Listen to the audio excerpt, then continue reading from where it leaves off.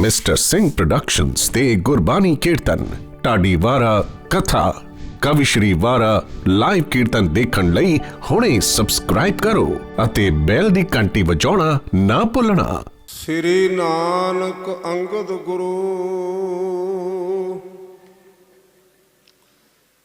ਅੰਮ੍ਰਿਤਦਾਸ ਪਦ ਬੰਦ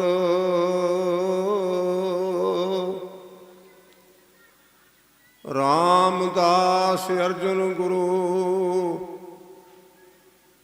ਬਰ ਸ੍ਰੀ ਹਰਿ ਗੋਬਿੰਦ ਹਰ ਰਾਏ ਹਰ ਕ੍ਰਿਸ਼ਨ ਗੁਰ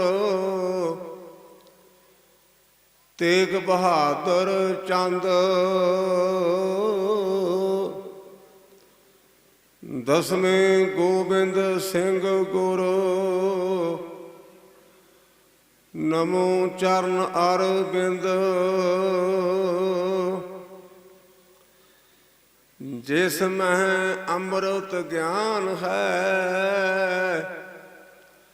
ਮਾਣਕ ਭਗਤ ਬੈਰਾਗ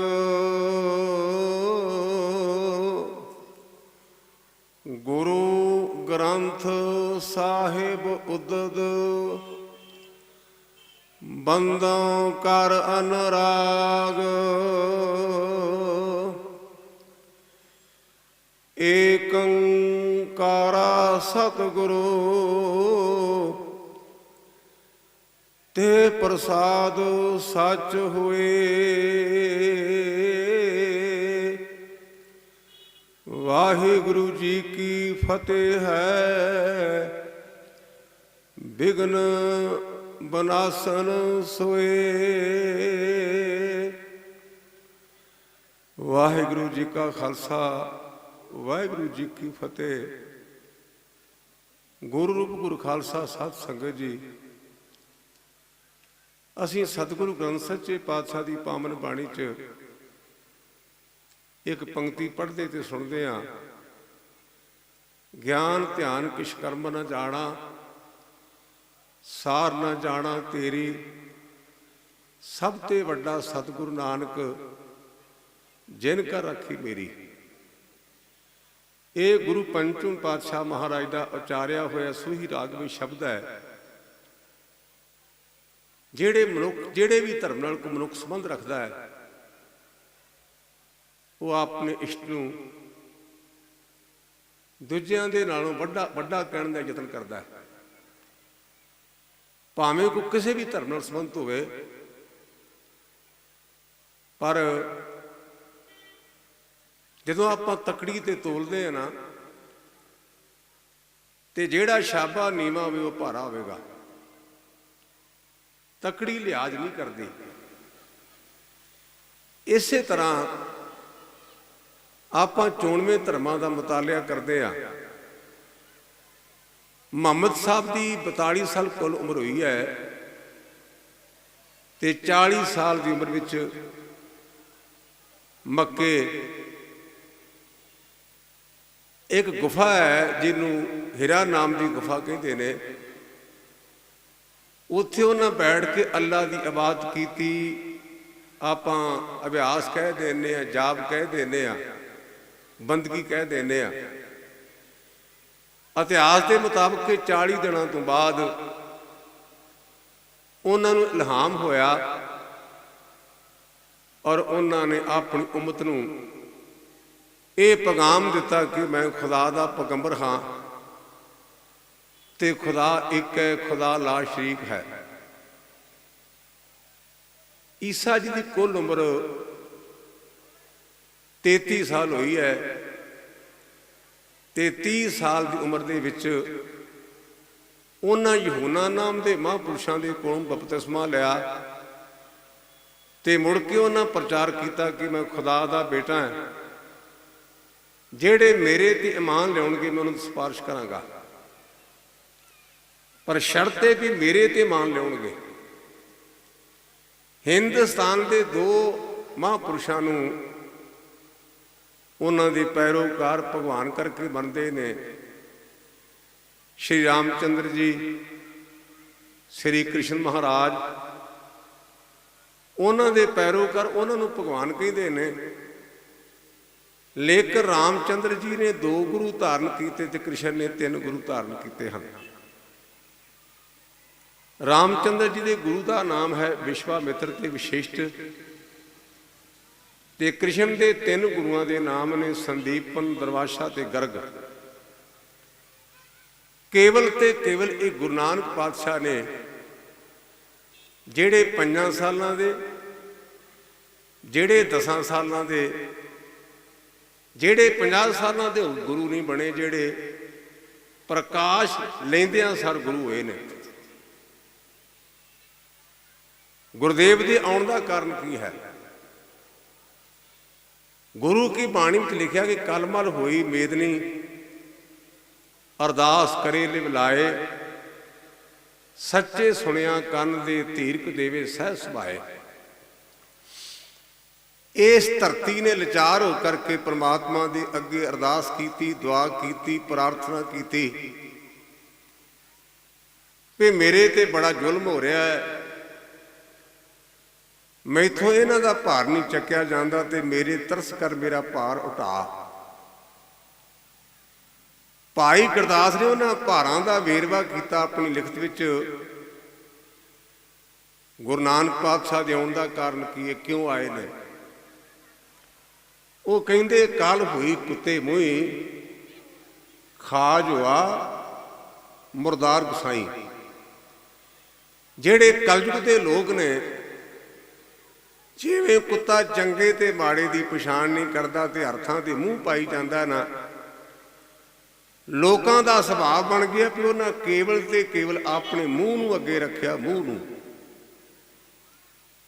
ਗਿਆਨੀ ਸੰਤ ਸਿੰਘ ਮਸਕੀਨ ਹਰ ਸਾਲ ਮੰਜੀ ਸਾਹਿਬ ਦੀਵਾਲੀ ਦੇ ਮੌਕੇ ਤੇ 13-14 ਦਿਨ ਕਥਾ ਕਰਦੇ ਹੁੰਦੇ ਸਨ,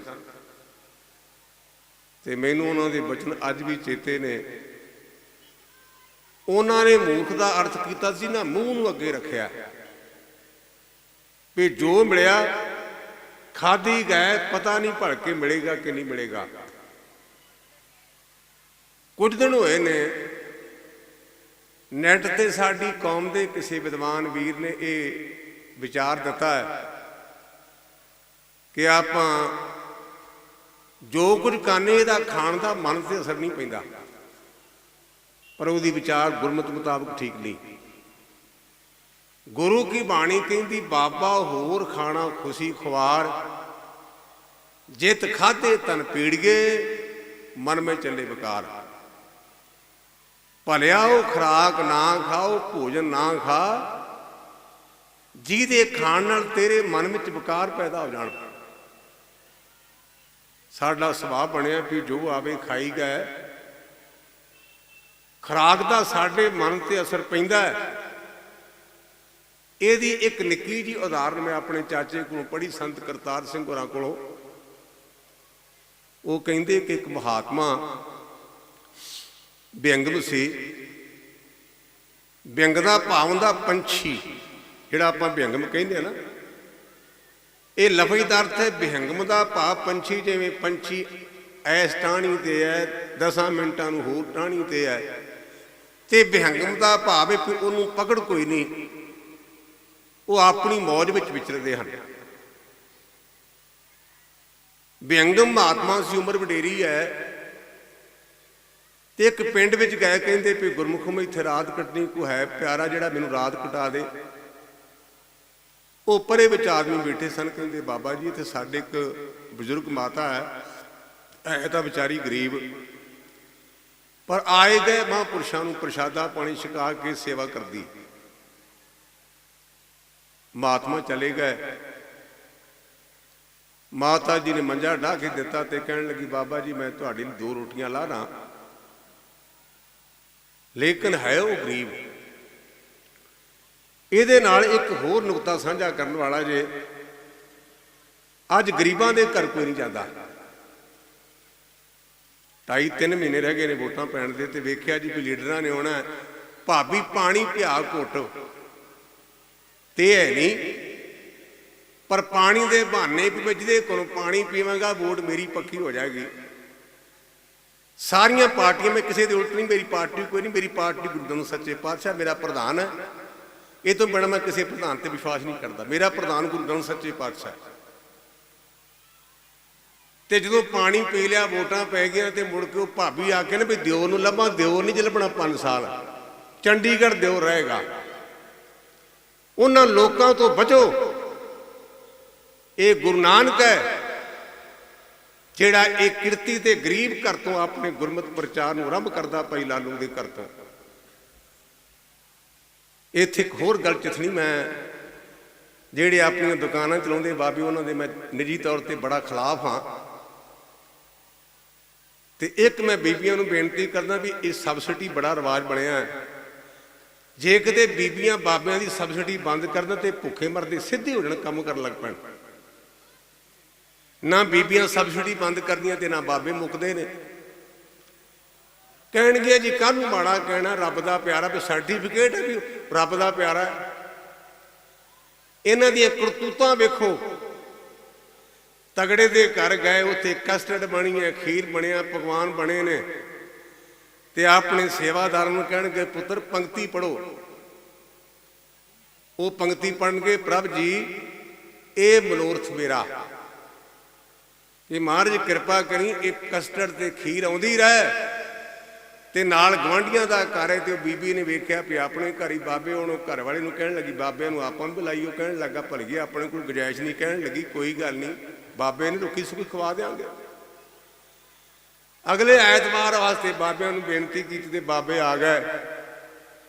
ਹੈਨ ਸਾਨੂੰ ਮਾਤਰ ਗਰੀਬ। ਉਹਨਾਂ ਨੇ ਸਾਬਤ ਮੂੰਗੀ ਬਣਾਈ, ਨਾ ਕਸਟਰਡ, ਨਾ ਖੀਰ, ਨਾ ਕੜਾਹ, ਨਾ ਜਰਦਾ। ਹੁਣ ਇੱਕ ਦੂਜੇ ਦੇ ਮੂੰਹ ਵੱਲ ਵੇਖਣ ਵੀ ਬਾਬਾ ਜੀ ਅੱਜ ਕਿਹੜਾ ਸ਼ਬਦ ਪੜ੍ਹੀ? ਕਹਿੰਦੀ ਪੁੱਤਰ ਅੱਜ ਪੜ੍ਹੋ, ਔਖੀ ਘੜੀ ਨਾ ਦੇਖਣ ਦੇਈ, ਆਪਣਾ ਬਿਰ ਸੰਭਾਲੇ। ਇਹਨਾਂ ਲੋਕਾਂ ਤੋਂ ਸਚੇਤ ਰਹੋ। ਕੇਵਲ ਤੇ ਕੇਵਲ ਸੱਚਾ ਬਾਬਾ ਜੀ ਗੁਰੂ ਗ੍ਰੰਥ ਸੱਚੇ ਪਾਤਸ਼ਾਹ। ਅਸੀਂ ਭਾਸ਼ਣ ਭਾਵੇਂ ਕਿੰਨਾ ਕਰੀਏ, ਇਹ ਮੇਰੀ ਗੱਲ, ਕਿਉਂਕਿ ਸੱਚ ਕਿਸ ਦਾ ਲਿਹਾਜ਼ ਨਹੀਂ ਕਰਦਾ। ਬੜਾ ਕੁਝ ਅਸੀਂ ਕਹਿੰਦੇ ਆ, ਪਰ ਲਿਫਾਫਾ ਨਾ ਦਿਆ ਜੇ। ਵੇਖਿਆ ਜੇ ਸਟੇਜ ਤੇ ਬਾਹਾਂ ਲਾਉਣ ਵਾਲਿਆਂ ਨੂੰ ਤਾਪ ਕਿਵੇਂ ਚੜ੍ਹਦਾ ਹੈ। ਅਸੀਂ ਕਈ ਤਾਂ ਜਾਣਦੇ ਨੇ, ਫਲਾਣਾ ਬਦਲਾ ਦਿਓ ਤੇ ਫਲਾਣਾ ਲਾ ਦਿਓ। ਇਹਦਾ ਭਾਵੇਂ ਉਹਨੂੰ ਲਾਓ ਤੇ ਮੈਨੂੰ ਬਣਾਓ। ਗੁਰਮਤਿ ਕਹਿੰਦੀ ਸੇਵਾ ਕਰਤ ਹੋਏ ਨੇਕਾਮੀ, ਤਿਸ ਕੋ ਹੋਤ ਪ੍ਰਾਪਤ ਸੁਆਮੀ। ਭਾਵੇਂ ਗੋਲ ਪੱਗ ਬੱਧੀ ਤੇ ਭਾਵੇਂ ਗੁੱਠਵਾੜੀ, ਲੈਣ ਵਾਸਤੇ ਆਪਾਂ ਉਹਨੇ ਲੈਣ ਲਈ। ਲਿਓ ਲਿਓ ਕਰਤ ਫਿਰੇ ਸਭ ਲੋਕ। ਗੁਰੂ ਗ੍ਰੰਥ ਸਾਹਿਬ ਜੀ ਪਾਤਸ਼ਾਹ ਦੀ ਬਾਣੀ ਮੇਰੀ ਨਹੀਂ। ਲਿਓ ਲਿਓ ਕਰਤ ਫਿਰੇ ਸਭ ਲੋਕ। ਸਾਰੇ ਲੈਣ ਤੱਕ ਸੀਮਤ ਨੇ, ਦੇਣ ਤੱਕ ਕੋਈ ਨਹੀਂ। ਕੇਵਲ ਤੇ ਕੇਵਲ ਗੁਰੂ ਗ੍ਰੰਥ ਸੱਚੇ ਪਾਤਸ਼ਾਹ ਜਿਹੜਾ ਦੇਣਾ ਜਾਣਦਾ ਹੈ। ਨਾ ਇਹ ਮਰੇ ਨਾ ਹੋਵੇ ਸੋਗ, ਦੇਂਦਾ ਰਹਿ ਨਾ ਚੂਕੇ ਭੋਗ। ਗੁਣ ਇਹੋ ਹੋਰ ਨਾ ਹੀ ਕੋਏ, ਨਾ ਕੋ ਆ ਨਾ ਕੋਏ। ਭਾਵੇਂ ਕਿਸੇ ਭੇਖ ਵਿੱਚ ਵੀ ਆਈਏ, ਅਸੀਂ ਆਪਣੇ ਆਪ ਨੂੰ ਬਾਬਾ ਜੀ ਖਵਾ ਲਈਏ, ਗਿਆਨੀ ਜੀ ਖਵਾ ਲਈਏ, ਕੁਝ ਖਵਾ ਲਈਏ। ਅਸੀਂ ਲੈਣ ਵਾਲੇ ਮੰਗਤੇ ਹਾਂ। ਇਹ ਦਾਤਾ ਜੇ ਬੇਨਤੀ ਕਰਾਂ, ਬਾਕੀ ਦੀਆਂ ਗੱਲਾਂ ਤੁਹਾਡੇ ਪੱਲੇ ਪੈਣ ਜਾਂ ਨਾ ਪੈਣ, ਦਾਤੇ ਨੂੰ ਛੱਡ ਕੇ ਤੇ ਮੰਗਤਿਆਂ ਦੇ ਪੈਰੀ ਨਾ ਪਾਓ। ਤੇ ਦਾਤਾ ਕੌਣ ਹੈ? ਗੁਰਾ ਇੱਕ ਦੇ ਬੁਝਾਈ, ਸਭਨਾ ਜੀਆਂ ਕਾ ਇੱਕ ਦਾਤਾ, ਸੋ ਮੈਂ ਵਿਸਰ ਨਾ ਜਾਈ। ਮੈਂ ਆਮ ਕਰਕੇ ਸਮਾਪਤੀ ਤੇ ਗੱਲ ਕਰਦਾ ਹੁਣ। ਮੈਂ ਪਹਿਲਾਂ ਕਹਿ ਦਿਆਂ ਕਿਤੇ ਭੁੱਲ ਨਾ ਜਾਵੇ। ਮੇਰੀਆਂ ਧੀਆਂ ਬੈਠੀਆਂ ਜੇ, ਭੈਣਾਂ ਬੈਠੀਆਂ ਜੇ, ਬੱਚੀਆਂ ਜੇ, ਬੀਬੀਓ, ਬੰਦਿਆਂ ਦੇ ਡੇਰਿਆਂ ਤੇ ਜਾਂਦੀਆਂ ਲੋਕੀ ਤੁਹਾਡੇ ਵੱਲ ਉਂਗਲਾਂ ਕਰਦੇ ਨੇ। ਤੁਹਾਨੂੰ ਬਿਨਾਂ ਤੁਹਾਡੀ ਗਲਤੀ ਤੋਂ ਛੱਜ ਵਿੱਚ ਪਾ ਕੇ ਛੱਟਦੇ ਨੇ। ਕਾਰਨ ਬੰਦਾ ਕਾਮ ਤੋਂ ਬਣਿਆ ਤੇ ਕਾਮ ਤੋਂ ਰਹਿਤ ਨਹੀਂ। ਜਿਹੜਾ ਬਣਿਆ ਕਾਮ ਤੋਂ ਰਹਿਤ ਕਿਵੇਂ ਹੋਵੇਗਾ? ਬੰਦਾ ਲਾਲਚੀ, ਬੰਦਾ ਹੰਕਾਰੀ, ਬੰਦੇ ਦੇ ਅੰਦਰ ਮੋਹ। ਉਹਨਾਂ ਕੋਲ ਗਈਆਂ ਤੇ ਲੋਕਾਂ ਤੁਹਾਨੂੰ ਉਂਗਲਾਂ ਕੀਤੀਆਂ, ਤੁਹਾਡੇ ਤੇ ਪਤਾ ਨਹੀਂ ਕੀ ਕੀ ਤੋਹਮਤਾਂ ਲਾਈਆਂ। ਕਿਉਂ? ਬੰਦਾ ਕਿਸੇ ਮੌਕੇ ਗਲਤੀ ਕਰ ਸਕਦਾ ਹੈ, ਪਰ ਭੈਣੋਂ ਤੇ ਬੱਚਿਓ, ਐਸ ਗੁਰੂ ਕੋਲ ਆਵਾਂਗੇ ਤੁਹਾਡੇ ਤੇ ਕਿਸੇ ਉਂਗਲ ਨਹੀਂ ਜੇ ਕਰਨੀ। ਕਾਰਨ ਇਹ ਗੰਦਾ ਨਹੀਂ। ਜਿਹੜਾ ਗੁਰੂ ਗ੍ਰੰਥ ਸੱਚੇ ਪਾਤਸ਼ਾਹ ਨਾ, ਇਹ ਗੰਦਾ ਨਹੀਂ। ਇਹ ਕਾਮ ਤੋਂ ਨਹੀਂ ਬਣਿਆ, ਇਹਦੇ ਵਿੱਚ ਕ੍ਰੋਧ ਨਹੀਂ। ਇਹਦੇ ਵਿੱਚ ਲੋਭ ਨਹੀਂ, ਇਹਦੇ ਵਿੱਚ ਮੋਹ ਨਹੀਂ, ਇਹਦੇ ਵਿੱਚ ਹੰਕਾਰ ਨਹੀਂ। ਇਹ ਤਾਂ ਇੱਕੋ ਇੱਕ ਸਾਨੂੰ ਆਵਾਜ਼ ਮਾਰਦਾ, ਆਵੋ ਸਿੱਖ ਸਤਿਗੁਰੂ ਕੇ ਪਿਆਰ ਹੋ, ਗਾਵੋ ਸੱਚੀ ਬਾਣੀ। ਇਹ ਨਹੀਂ ਆਂਦਾ ਮੇਰੇ ਲਈ ਫਲਾਨੀ ਚੀਜ਼ ਲੈ ਗਿਆ, ਉਹਨੂੰ ਕਹਿੰਦਾ ਮੇਰੇ ਕੋਲ ਆਓ ਤੇ ਸੱਚੀ ਬਾਣੀ ਗਾਓ। ਮੈਂ ਤੁਹਾਡੇ ਕੋਲ ਹੋਰ ਕਿਸੇ ਤਰ੍ਹਾਂ ਦੀ ਝਾਕ ਨਹੀਂ ਰੱਖਦਾ। ਗੱਲ ਸੁਭਾਵਿਕ ਆ ਗਈ। ਮਹਾਤਮਾ ਉਸ ਬੀਬੀ ਦੇ ਮਾਤਾ ਦੇ ਘਰ ਗਏ ਤੇ ਮਾਤਾ ਜੀ ਨੇ ਮੰਜਾ ਢਾਹ ਕੇ ਦਿੱਤਾ, ਚੁੱਲ੍ਹੇ ਦੇ ਅੱਗ ਬਾਲੀ ਤੇ ਚੁੱਲ੍ਹੇ ਦੇ ਮਗਰ ਕੰਧ ਦੇ ਵਿੱਚ ਇੱਕ ਨਿੱਕੀ ਜੀ ਮੋਰੀ ਸੀ, ਉਹਦੇ ਵਿੱਚ ਮਾਤਾ ਨੇ 2 ਇੱਟਾਂ ਡਾਈਆਂ ਸਨ ਪੱਕੀਆਂ। ਇੱਟਾਂ ਨੂੰ ਪਾਸੇ ਕੀਤਾ, 2 ਪ੍ਰਸ਼ਾਦੇ ਪਕਾਏ, ਮਹਾਤਮਾ ਨੂੰ ਦਿੱਤੇ ਤੇ ਮਹਾਤਮਾ ਨੂੰ ਅੱਜ ਨੀਂਦ ਨਹੀਂ ਆਉਂਦੀ, ਮਨ ਨਹੀਂ ਜੁੜਦਾ। ਮਨ ਵਿੱਚ ਵਿਚਾਰ ਕੀਤੀ ਵੀ 80 ਸਾਲ ਦਾ ਹੋ ਗਿਆ, ਮੌਤ ਦੇ ਕੰਢੇ ਆ ਗਿਆ, ਕਦੇ ਮਨ ਉਖੜਿਆ ਨਹੀਂ। ਅੱਜ ਕਾਰਨ ਕੀ ਹੈ? ਉਹਨੇ ਚਿਰ ਨੂੰ ਉਹਨਾਂ ਮਹਾਂਪੁਰਸ਼ਾਂ ਦੇ ਕੰਨਾਂ 'ਚ ਢੋਲਕੀ ਦੀ ਆਵਾਜ਼ ਪਈ, ਸਾਜ਼ਾਂ ਦੀ ਆਵਾਜ਼ ਪਈ ਤੇ ਕਹਿਣ ਲੱਗੇ, ਮਾਤਾ ਇਹ ਖੜਾਕ ਕਾਹਦਾ? ਮਾਤਾ ਦੀਆਂ ਭੂਆ ਨੇ ਵੀ ਕਹਿਣ ਲੱਗੀ, ਬਾਬਾ ਜੀ ਮੇਰੇ ਪਾਪਾਂ ਦਾ ਫਲ। ਮਹਾਤਮਾ ਕਹਿਣ ਲੱਗੇ, ਮਾਤਾ ਮੈਂ ਤੈਨੂੰ ਬੇਨਤੀ ਕੀਤੀ ਵੀ ਆਵਾਜ਼ ਕਾਹਦੀ ਆਉਂਦੀ? ਤੇਰੇ ਪਾਪ ਤੂੰ ਕੀ ਕੀਤੇ? ਤੂੰ ਤਾਂ ਬੜੀ ਗੁਰਮੁਖ ਹੈ, ਆਏਗਾ ਨੂੰ ਪ੍ਰਸ਼ਾਦਾ ਛਕਾਉਣੀ, ਤੂੰ ਪਾਪਣ ਹੋ ਹੀ ਨਹੀਂ ਸਕਦਾ। ਕਹਿੰਦੀ, ਬਾਬਾ ਜੀ ਇਹ ਵੇਸਵਾ ਮੇਰੇ ਗੁਆਂਢ, ਉਹਦੇ ਘਰੇ ਭੰਗੜੇ ਪੈਂਦੇ ਨੇ, ਇਹ ਰਾਗ ਨਾਚ ਉਹਦੇ ਘਰ ਹੈ। ਤੇ ਮਹਾਤਮਾ ਕਹਿੰਦੇ, ਮਾਤਾ ਮੇਰਾ ਫੁਰਨਾ ਪੂਰਾ ਹੋ ਗਿਆ, ਮੇਰੇ ਮਨ ਦਾ ਵਹਿਮ ਦੂਰ ਹੋ ਗਿਆ। ਕੀ? ਵੇਸਵਾ ਦੀ ਘਟੀਆ ਕਮਾਈ ਦਾ ਚਾਨਣ ਰੋਟੀ ਤੇ ਪਿਆ ਤੇ ਰੋਟੀ ਭ੍ਰਿਸ਼ਟੀ ਗਈ। ਯਾਦ ਰੱਖਣਾ, ਚੰਗੀ ਕਮਾਈ ਦੀ ਰੋਟੀ ਖਾਓਗੇ ਤੇ ਮਨ ਜੁੜੇਗਾ, ਜੇ ਮਾੜੀ ਕਮਾਈ ਹੋਈ ਤੇ ਮਨ ਨਹੀਂ ਜੇ ਜੁੜਨਾ। ਭਾਈ ਗੁਰਦਾਸ ਕਹਿੰਦੇ ਵੀ ਗੁਰੂ ਨਾਨਕ ਪਾਤਸ਼ਾਹ ਦੇ ਆਉਣ ਦਾ ਪਹਿਲਾ ਕਾਰਨ ਇਹ ਹੈ ਕਿ ਲੋਕਾਂ ਦਾ ਖਾਣ ਪੀਣ ਦਾ ਕੋਈ ਅਸੂਲ ਰਿਹਾ ਹੀ ਨਹੀਂ। ਜੋ ਮਿਲਦਾ ਨਾ ਖਾਧੀ ਜਾਂਦੇ ਨੇ। ਵੀ ਜੇ ਕਿਤੇ ਵੀਰਵਾਰ ਕਬਰ ਤੇ ਮਿੱਠੇ ਚੌਲ ਨੇ ਤੇ ਐਨ ਬਾਟਾ ਲੈ ਕੇ ਜਾਣਗੇ, ਪਤਾ ਨਹੀਂ ਮੁੜ ਕੇ ਮਿੱਠੇ ਚੌਲ ਮਿਲਣੇ ਕਿ ਨਹੀਂ ਮਿਲਣੇ। ਬੜਾ ਮਿਲਦੇ ਨੇ ਮਿੱਠੇ ਚੌਲਾਂ ਨੂੰ, ਕਬਰ ਦੇ ਮਿੱਠੇ ਚੌਲਾਂ ਨੂੰ। ਵੀ ਅੱਜ ਪੀਰ ਦਾ ਫਲਾਣੇ ਦਾ ਟਾਂਗੇ ਸ਼ਾਹ ਪੀਰ ਦਾ ਮੇਲਾ। ਗੁਰਮੁਖੋ, ਅਸੀਂ ਟਾਂਗੇ ਸ਼ਾਹ ਦੇ ਘੋੜੇ ਸ਼ਾਹ ਦੇ ਸਿੱਖ ਨਹੀਂ, ਅਸੀਂ ਸਿੱਖ ਹਾਂ ਗੁਰੂ ਨਾਨਕ ਦੇ। ਅਸੀਂ ਸਿੱਖ ਹਾਂ ਗੁਰੂ ਗੋਬਿੰਦ ਸਿੰਘ ਦੇ, ਜਿਹਨੇ ਆਖਿਆ ਸੀ 4 ਮੂਏ ਤੂੰ ਕਿਆ ਪਾਇਆ, ਜੀਵਤ ਲੱਖ ਹਜ਼ਾਰ। ਦੂਜਾ ਕਾਰਨ, ਕੱਲ ਹੋਈ ਕੁੱਤੇ ਮੂੰਹੀ ਖਾ ਜੁਆ ਮਰਦਾਰ ਕਸਾਈ, ਰਾਜੇ ਪਾਪ ਕਮਾਮ ਦੇ, ਉਲਟੀ ਵਾੜ ਖੇਤ ਕੋ ਖਾਈ। ਜਿਨ੍ਹਾਂ ਦਾ ਕੰਮ ਸੀ ਲੋਕਾਂ ਦੀ ਰੱਖਿਆ ਕਰਨਾ, ਉਹ ਲੋਕਾਂ ਨੂੰ ਖਾਣ ਲੱਗ ਪਏ। ਰਾਜੇ ਦਾ ਅਰਥ ਦਾ ਰੱਜਿਆ ਹੋਇਆ। 1902 ਵਿੱਚ ਇਸ ਗੱਲ ਨੂੰ ਤਕਰੀਬਨ 119 ਸਾਲ ਹੋ ਗਏ ਨੇ। ਦਿੱਲੀ 'ਚ ਇੱਕ ਵਾਰ ਸਰਬ ਧਰਮ ਸੰਮੇਲਨ ਹੋਇਆ ਤੇ ਸਾਡੇ ਸਿੱਖ ਪੰਥ ਵੱਲੋਂ ਬਾਬਾ ਅਦਰ ਸਿੰਘ ਮਸਤੂਵਾਣੇ ਵਾਲੇ ਗਏ। ਅਗਲੇ ਪਾਸੇ ਨਿਸ਼ਾਨਚੀਤ ਸਿੰਘ, ਮਗਰ ਗੁਰੂ ਕੇ 5 ਪਿਆਰੇ ਸਾਹਿਬਾਨ, ਗੁਰੂ ਗ੍ਰੰਥ ਸੱਚੇ ਪਾਤਸ਼ਾਹ ਦੀ ਸਵਾਰੀ ਹਾਥੀ ਉੱਪਰ, ਤੇ ਸਤਿਗੁਰੂ ਗ੍ਰੰਥ ਸੱਚੇ ਪਾਤਸ਼ਾਹ ਨੂੰ ਸੰਤ ਬਾਬਾ ਅਤਰ ਸਿੰਘ ਚੌਰ ਕਰਨ। ਉਹਨਾਂ ਨੇ ਉਸ ਮੌਕੇ ਇੱਕ ਧਾਰਨਾ ਲਾਈ ਸੀ, ਕਹਿੰਦੇ ਨੇ ਇਹ ਭੂਪਤ ਸਭ ਦਿਵਸ ਚਾਰ ਕੇ, ਝੂਠੇ ਕਰਤ ਦਵਾਜਾ, ਕੋ ਹਰ ਸਮਾਨ ਨਹੀਂ ਰਾਜਾ। ਜਾਰਜ ਪੰਚਮ ਉਸ ਮੌਕੇ ਹਿੰਦੁਸਤਾਨ ਦਾ ਮੁਖੀਆ ਸੀ ਤੇ ਉਹ ਖਲੋਤਾ ਹੈ। ਉਹਨੇ ਆਪਣੇ ਦੁਪਾਸ਼ੀਏ ਨੂੰ ਆਖਿਆ ਵੀ ਬਾਬਾ ਕੀ ਬੋਲਦਾ ਹੈ? ਉਹ ਕਹਿਣ ਲੱਗਾ, ਜਨਾਬ ਇਹ ਕਹਿੰਦਾ ਰੱਬ ਦੇ ਬਰਾਬਰ ਕੋਈ ਰਾਜਾ ਨਹੀਂ। ਜਾਰਜ ਪੰਚਮ ਨੇ ਜਰਾਬਾਂ ਲਾ ਕੇ ਤੇ ਬੂਟ ਲਾ ਕੇ ਗੁਰੂ ਗ੍ਰੰਥ ਸੱਚੇ ਪਾਤਸ਼ਾਹ ਦੇ ਸਿਰ ਚਰਨਾਂ 'ਚ ਸਿਰ ਰੱਖ ਕੇ ਆਖਿਆ, ਪਾਤਸ਼ਾਹ ਤੇਰੇ ਬਚਨ ਸੱਚੇ, ਤੂੰ ਬਿਲਕੁਲ ਦਰੁਸਤ ਆਖਿਆ। ਜਿਹੜੇ ਇਹ ਰਾਜੇ ਨੇ ਨਾ, ਇਹ 4 ਦਿਨ ਦੇ ਰਾਜੇ ਨੇ। ਲੇਕਿਨ ਪ੍ਰਮਾਤਮਾ ਦਾ ਰਾਜ ਪਹਿਲਾਂ ਵੀ ਸੀ, ਅੱਜ ਵੀ ਹੈ ਤੇ ਆਉਣ ਵਾਲੇ ਸਮੇਂ ਵਿੱਚ ਵੀ ਹੋਵੇਗਾ। ਇਹਨਾਂ ਝੂਠਿਆਂ ਰਾਜਿਆਂ ਦੇ ਮਗਰ ਨਾ ਲੱਗੋ। ਅਸੀਂ ਰਾਜਿਆਂ ਦੀ ਗੱਲ ਕਰੀਏ ਗੁਰਬਾਣੀ ਦੇ ਮੁਤਾਬਕ ਤੇ ਬਾਣੀ 'ਚ ਲਿਖਿਆ, ਮੇਰੀ ਮੇਰੀ ਕੈਰੋਂ ਕਰਤੇ ਦੁਰਯੋਧਨ ਸੇ ਭਾਈ, 12 योजन छत्र चले था देही गिरद न खाई, सर्ब सोइन की लंका होती रावण से अधकाई, कां भयो दर बांधे हाथी खिन में भई पराई। फिर साडे चो कई भोले कहणगे ज्ञानी जी सौखे जो है माड़ी मोटी चिमचागिरी करनी पैंदी है ना। आ जिहड़े चिमचे ना लीडरां दे वो कहणगे ज्ञानी जी माड़ी मोटी चिमची खड़काउणी पैंदी, ते मैं कहना दसम पातशाह दी बाणी विचारो।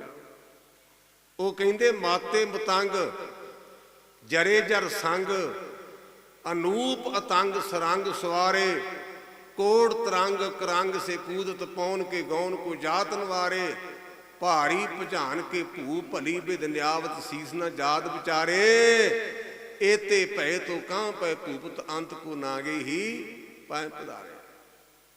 ਕਹਿੰਦੇ ਨਾਲ ਉਹਨਾਂ ਦੀ ਅੰਗ ਰਖਕ ਹੋਣੇ, ਵਧੀਆ ਘੋੜੇ ਵਧੀਆ ਕਾਠੀਆਂ, ਜਦੋਂ ਦੁਨੀਆ ਤੋਂ ਗਏ ਨੰਗੇ ਪੈਰੀ ਗਏ, ਨੰਗੇ ਪੈਰੀ। ਇਸ ਕਰਕੇ ਗੁਰਦੇਵ ਦੇ ਮੌਕੇ ਦੇ ਰਾਜੇ ਸਨ ਉਹ ਵੀ ਕਹਿਣ ਲੱਗੇ ਬੇਅਸੂਲੀ ਹੋ ਗਏ। ਉਹਨਾਂ ਦੀ ਡਿਊਟੀ ਸੀ ਲੋਕਾਂ ਦੀ ਰੱਖਿਆ ਕਰਨ ਦੀ, ਪਰ ਉਹ ਲੋਕਾਂ ਗਰੀਬਾਂ ਨੂੰ ਖਾਣ ਲੱਗ ਪਏ। ਇਨਸਾਫ ਕਿਹੋ ਜਿਹਾ ਕਰਦੇ ਸਨ। ਮਹਾਂਪੁਰਸ਼ਾਂ ਨੇ ਸਾਨੂੰ ਇੱਕ ਦ੍ਰਿਸ਼ਟਾਂਤ ਪੜ੍ਹਾਇਆ ਸੀ ਵੀ ਇੱਕ ਵਾਰਾਂ ਮੌਲਵੀ ਤੇ ਤੇਲੀ ਦਾ ਬਲਦ ਭਿੜ ਪਿਆ, ਤੇ ਤੇਲੀ ਦੇ ਬਲਦ ਨੇ ਮੌਲਵੀ ਦੇ ਬਲਦ ਨੂੰ ਢੁੱਡ ਮਾਰਿਆ ਤੇ ਬਲਦ ਮਰ ਗਿਆ, ਕਿਉਂਕਿ ਤੇਲੀ ਖਲ ਪਾਉਂਦਾ, ਤਗੜਾ ਤਾਂ ਹੋਣਾ ਸੀ ਨਾ। ਹੁਣ ਤੇਲੀ ਦੇ ਬਲਦ ਨੇ ਮੌਲਵੀ ਦੇ ਬਲਦ ਨੂੰ ਮਾਰ ਦਿੱਤਾ, ਤੇਲੀ ਨੂੰ ਤਰੇੜੀਆਂ ਹੁਣ ਵੀ ਮੌਲਵੀ ਨੇ ਮੈਨੂੰ ਫਤਵਾ ਲਾਉਣਾ ਤੇ ਦੰਨ ਪਾਵੇਗਾ, ਤੇ ਕੀ ਕਰੀਏ। ਹੈ ਸੀ ਵੈਸੇ ਤੇਲੀ ਚਲਾਕ। ਮੌਲਵੀ ਸਾਹਿਬ ਦੇ ਕੋਲ ਗਿਆ ਤੇ ਕਹਿਣ ਲੱਗਾ, ਮੀਆਂ ਇੱਕ ਬੇਨਤੀ। ਕਹਿੰਦੇ ਆਓ ਪਿਆਰਿਓ ਹੁਕਮ ਕਰੋ। ਕਹਿੰਦੇ ਜੇ ਭਲਾ ਬਲਦਾਂ ਨਾਲ ਬਲਦ ਭਿੜ ਪੈਣ ਇਹਦੀ ਕੀ ਸਜ਼ਾ। ਤੇ ਮੌਲਵੀ ਸਾਹਿਬ ਕਹਿਣ ਲੱਗੇ, ਭਲਿਆ ਪੁਰਸ਼ਾ ਕਿਹੋ ਜੀ ਗੱਲ ਕਰਦਾ, ਡੰਗਰ ਨਾਲ ਡੰਗਰ ਭਿੜੇ, ਸਜ਼ਾ ਕਾਹਦੀ ਹੋਣੀ ਹੈ। ਤੇਲੀ ਨੇ ਮਨ ਵਿੱਚ ਖੁਸ਼ੀ ਮਨਾਈ ਵੀ ਮਸਲਾ ਸੈੱਟ ਹੋ ਗਿਆ। ਕਹਿਣ ਲੱਗਾ, ਜੀ ਫਿਰ ਬੇਨਤੀ ਇਉਂ ਵੀ ਗੁੱਸਾ ਨਾ ਕਰਿਆ ਜੀ ਮਹਾਂਪੁਰਸ਼ੋ, ਮੇਰੇ ਬਲਦ ਨੇ ਢੁੱਡ ਮਾਰਿਆ ਤੁਹਾਡੇ ਬਲਦ ਨੂੰ, ਤੁਹਾਡਾ ਬਲਦ ਮਰ ਗਿਆ। ਤੇ ਮੌਲਵੀ ਨੇ ਦੂਜੇ ਪਾਸੇ ਗੇਰ ਕਰ ਦਿੱਤਾ।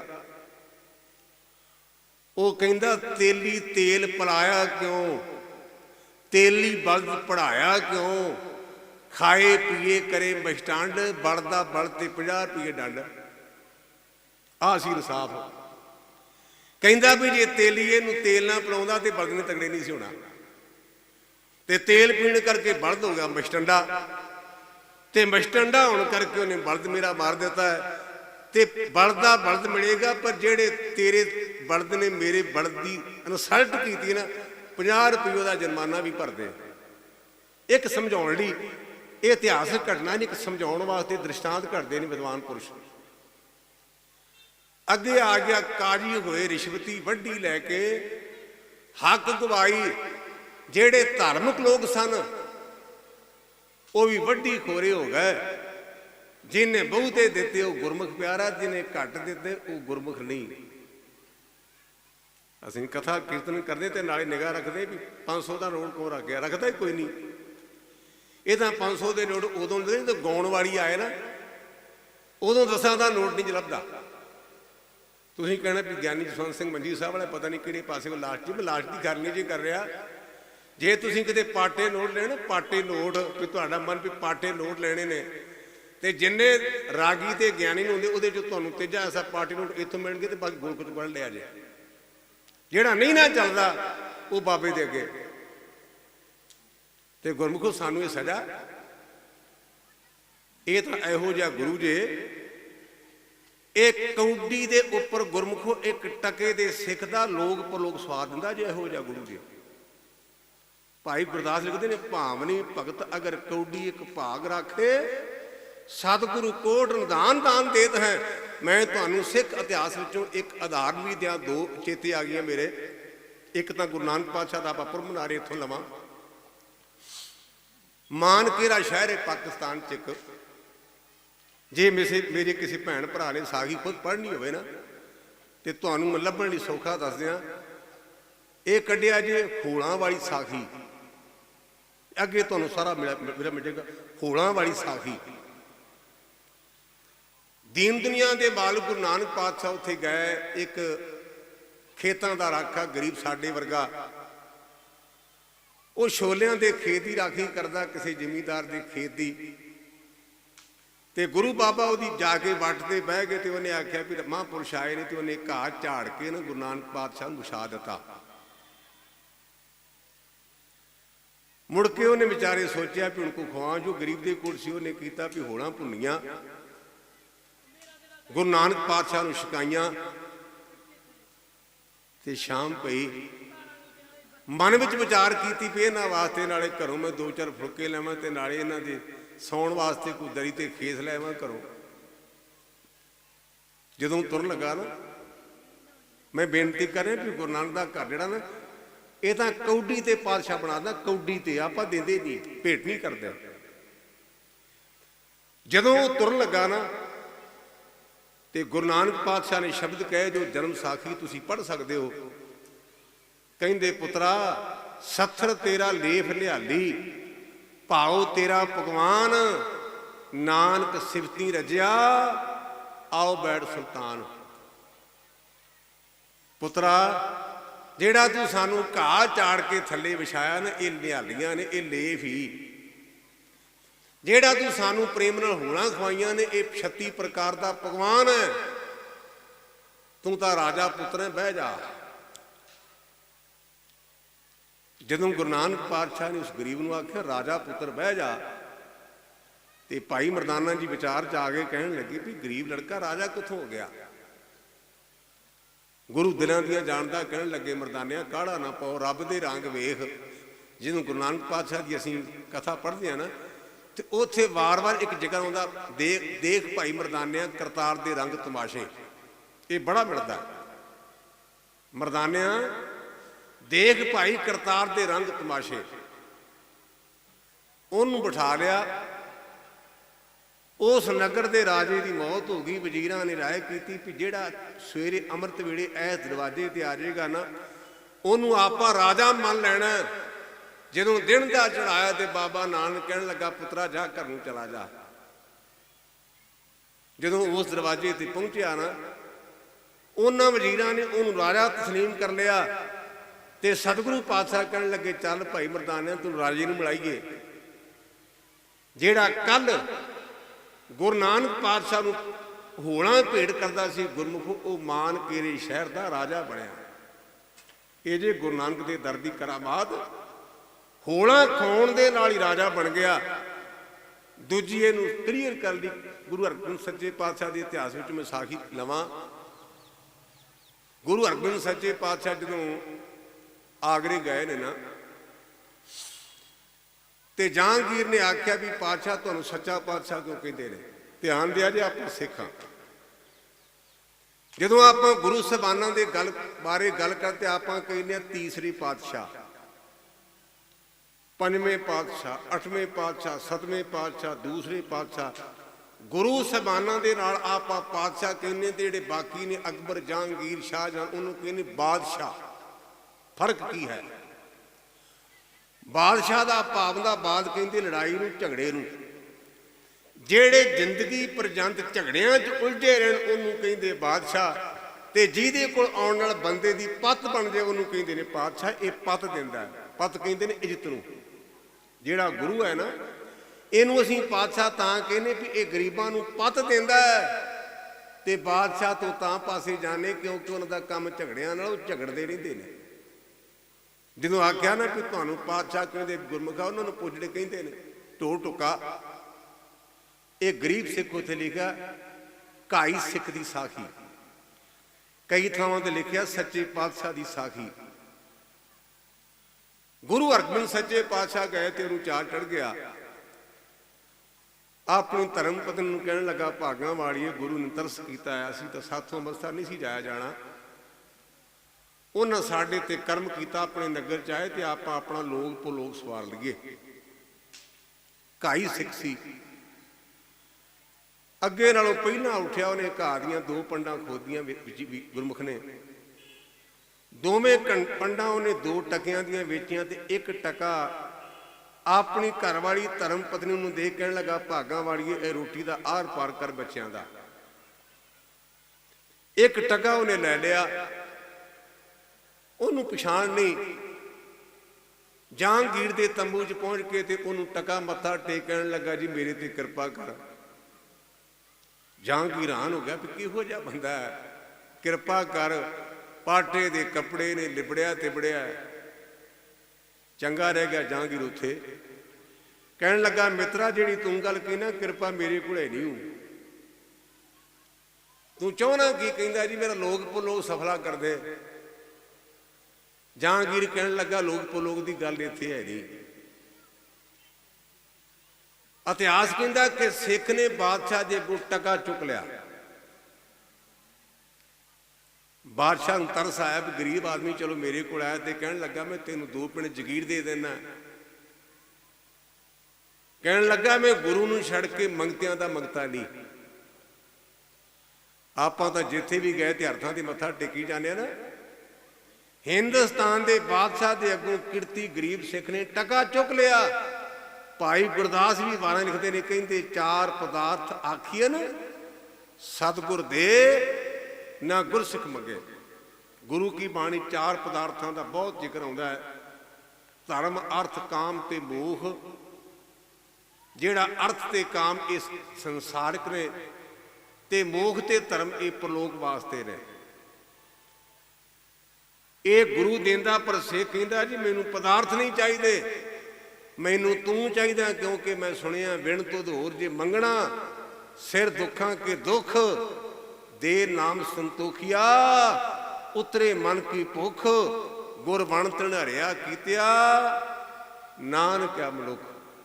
ਇੱਕ ਮੈਂ ਗੱਲ ਹਰ ਥਾਂ ਤੇ ਕਹਿਣਾ, ਤੁਹਾਨੂੰ ਵੀ ਬੇਨਤੀ ਕਰ ਜਾਂ ਡਿਊਟੀ ਮੁਤਾਬਕ। ਜਦੋਂ ਧੰਨ ਗੁਰੂ ਗ੍ਰੰਥ ਸੱਚੇ ਪਾਤਸ਼ਾਹ ਦੇ ਚਰਨਾਂ 'ਚ ਆਉਂਦੇ ਹੋ ਨਾ, ਮੱਥਾ ਲਾ ਕੇ ਥੱਲੇ ਇਹ ਮਨ 'ਚ ਪੜਿਆ ਕਰੋ, ਸਗਲ ਦੁਆਰ ਕੋ ਛਾੜ ਕੇ ਗਇਓ ਤੁਹਾਰੋ ਦੁਆਰ, ਬਾਹੇ ਗਏ ਕੀ ਲਾਜ ਅਸ ਗੋਬਿੰਦ ਦਾਸ ਦੁਆਰ। ਮਾਲਕਾ ਮੈਂ ਬੜੇ ਥਾਵਾਂ ਦੇ ਧੱਕੇ ਖਾਦੇ, ਹੁਣ ਤੇਰਾ ਦਰ ਫੜ ਲਿਆ ਤੇ ਕਿਰਪਾ ਕਰੀ ਮੇਰੀ ਬਾਂਹ ਫੜ ਲਈ, ਮੈਨੂੰ ਛੱਡੀ ਨਾ। ਇਹ ਗੁਰੂ ਨੂੰ ਆਖਿਆ ਕਰੀਏ। ਸਗਲ ਦੁਆਰ ਕੋ ਛਾੜ ਕੇ ਗਇਓ ਤੁਹਾਰੋ ਦੁਆਰ, ਬਾਹੇ ਗਏ ਕੀ ਲਾਜ ਅਸ ਗੋਬਿੰਦ ਦਾਸ ਦੁਆਰ। ਮੈਂ ਤੇਰਾ ਬਣ ਗਿਆ, ਮੇਰੀ ਬਾਂਹ ਫੜੀ ਦੀ ਲਾਜ ਰੱਖੀ ਮੇਰੇ ਮਾਲਕਾ, ਬਾਂਹ ਘੁੱਟ ਕੇ ਫੜਨੀ। ਤੇ ਨਾਲ ਇੱਕ ਹੋਰ ਪੜਿਆ ਕਰੋ, ਡੰਡੌਤ ਬੰਦਨ ਅਨਕਬਾਰ, ਸਰਬ ਕਲਾ ਸਮਰੱਥ, ਡੋਲਣ ਤੇ ਰਾਖੋ ਪ੍ਰਭੂ ਨਾਨਕ ਦੇ ਘਰ। ਮੈਂ ਤੈਨੂੰ ਅਨੇਕਾਂ ਵੇਰਾ ਮੱਥਾ ਟੇਕਦਾ, ਪਰ ਮਨ ਚੰਦਰੇ ਦਾ ਕੋਈ ਅਤਬਾਰ ਨਹੀਂ। ਇਹ ਘੜੀ ਨੂੰ ਜਾ ਕੇ ਬਾਹਰ ਫਿਰ ਮੁੱਕਰ ਜਾਏ, ਫਿਰ ਜਾਏ, ਮੇਰੇ ਤੇ ਮਿਹਰ ਕਰੀ, ਮੇਰਾ ਮਨ ਡੋਲੇ ਨਾ। ਜਿਹੜੇ ਸੰਤ ਬਾਬਾ ਅਤਰ ਸਿੰਘ ਬਸਤੂ ਵਾਣੇਵਰਾਂ ਦਾ ਮੈਂ ਜ਼ਿਕਰ ਕੀਤਾ ਨਾ, ਮਹਾਂਪੁਰਸ਼ਾਂ ਦਾ, ਉਹ ਇੱਕ ਧਾਰਨਾ ਲਾਉਂਦੇ ਹੁੰਦੇ ਸਨ, ਮੈਨੂੰ ਕਿਰਪਾ ਕਰਕੇ ਰੱਖ ਲਈ ਜਦੋਂ ਮੈਂ ਡੋਲਾਂ, ਜਦੋਂ ਮੈਂ ਡੋਲਾਂ। ਨਾਲੇ ਉਹਨਾਂ ਨੇ ਸ਼ਬਦ ਪੜ੍ਹਨਾ, ਡੰਡੌਤ ਬੰਦਨ ਅਨਕਬਾਰ, ਸਰਬ ਕਲਾ ਸਮਰੱਥ, ਡੋਲਣ ਤੇ ਰਾਖੋ ਪ੍ਰਭੂ ਨਾਨਕ ਦੇ ਘਰ ਹੱਥ। ਤੇ ਨਾਲ ਉਹਨਾਂ ਨੇ ਆਮ ਬੋਲੀ 'ਚ ਧਾਰਨਾ ਲਾਉਣੀ, ਮੈਨੂੰ ਕਿਰਪਾ ਕਰਕੇ ਰੱਖ ਲਈ ਜਦੋਂ ਮੈਂ ਡੋਲਾਂ, ਜਦੋਂ ਮੈਂ ਡੋਲਾਂ। ਟਕਾ ਉਹਨੇ ਬਾਦਸ਼ਾਹ ਦੇ ਅੱਗੋਂ ਚੱਕ ਲਿਆ, ਚਲਾ ਗਿਆ ਤੰਬੂ 'ਚ। ਗੁਰੂ ਹਰਗੋਬਿੰਦ ਸੱਚੇ ਪਾਤਸ਼ਾਹ ਦੇ ਚਰਨਾਂ 'ਚ ਟਕਾ ਮੱਥਾ ਟੇਕਿਆ। ਤੇ ਮੇਰੇ ਗੁਰਦੇਵ ਕਹਿੰਦੇ, ਨਿਹਾਲ ਨਿਹਾਲ ਨਿਹਾਲ। ਜਦੋਂ ਇਹ ਗੱਲ ਕਹੀ ਨਾ, ਤੇ ਜਹਾਂਗੀਰ ਵੀ ਧਰਮ ਕਰਕੇ ਗੁਰੂ ਹਰਗੋਬਿੰਦ ਸੱਚੇ ਪਾਤਸ਼ਾਹ ਦੇ ਚਰਨਾਂ ਤੇ ਡਿੱਗ ਪਿਆ। ਕਹਿਣ ਲੱਗਾ, ਜੀ ਮੈਨੂੰ ਅੱਜ ਪਤਾ ਲੱਗਾ ਤੈਨੂੰ ਸੱਚਾ ਪਾਤਸ਼ਾਹ ਕਿਉਂ ਕਹਿੰਦੇ ਨੇ। ਅੱਗੇ ਨਹੀਂ ਸੀ ਮੈਨੂੰ ਪਤਾ, ਪਰ ਅੱਜ ਲੱਗ ਗਿਆ ਹੀ। ਤੂੰ ਇੱਕ ਟਕੇ ਤੇ ਸਿੱਖ ਦਾ ਲੋਕ ਪਲੋਕ ਸਵਾਰ ਦੇਣਾ ਹੈ। ਇਸ ਕਰਕੇ ਗੁਰਮੁਖੋ, ਐਸੇ ਗੁਰ ਕੋ ਬਲ ਬਲ ਜਾਈਏ, ਆਪ ਮੁਕਤ ਮੋਹਿ ਤਾਰੇ।